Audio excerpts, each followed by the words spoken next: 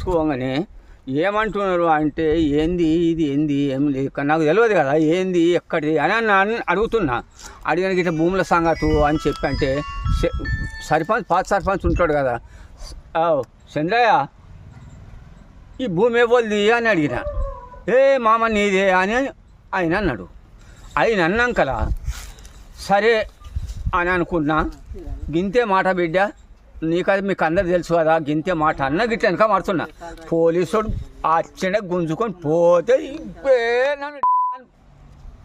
నన్ను ఒక ఆడిది వాడు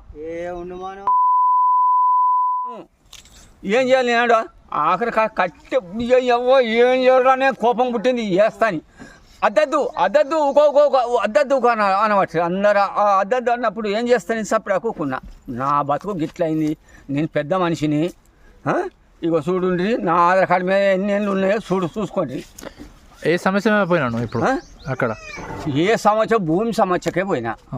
భూమి సమస్యకు నాది ఇది బెట్టు నాది ఉన్నది. ఈ భూమి నాకు కావాలా? అద్దెకురం ఎట్ట దొంగ పట్ట చేపించుకున్నారు, అద్దెకురం ఎట్ట దొంగ పట్ట చేపించుకున్నారు. నాకు అద్దెకురం భూమి ఇక్కడ కావాలా అని అన్న. బాపు గింతే నాది ఉన్నది ఏమిటి గింతే.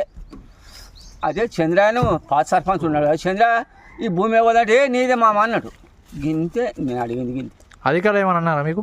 అధికారులు అంతా ఉన్నారు. ఏమన్నా అన్నారా మీకు? నాకు ఎవ్వలేమనలే, వాళ్ళే పోలీసు వాళ్ళే ఎవ్వలేమనలేదు.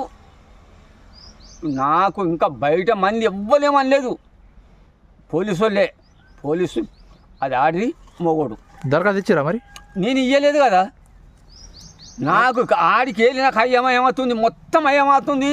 నాకు మొత్తం కింద మీద అవుతుంది పానం అంతా. నన్ను గుంజిండ్రు, నన్ను ఎంత చేసిండ్రు. అంటే మీరు దరఖాస్తు తీసుకోపోయారా? ఇయ్యలేదు దరఖాస్తు. ఎవరికి ఇవ్వాలి? నేను సమస్య కోసం పోయారు కదా. సమస్య కోసం పోయినా. నేను భూమి సంగతికే పోయినా. భూమి సంగతికి పోయి మా ఆవిడ పోయిండి ఇచ్చిండు అనుకో, దిరస్తులు తీసుకుపోయి ఇచ్చిండు.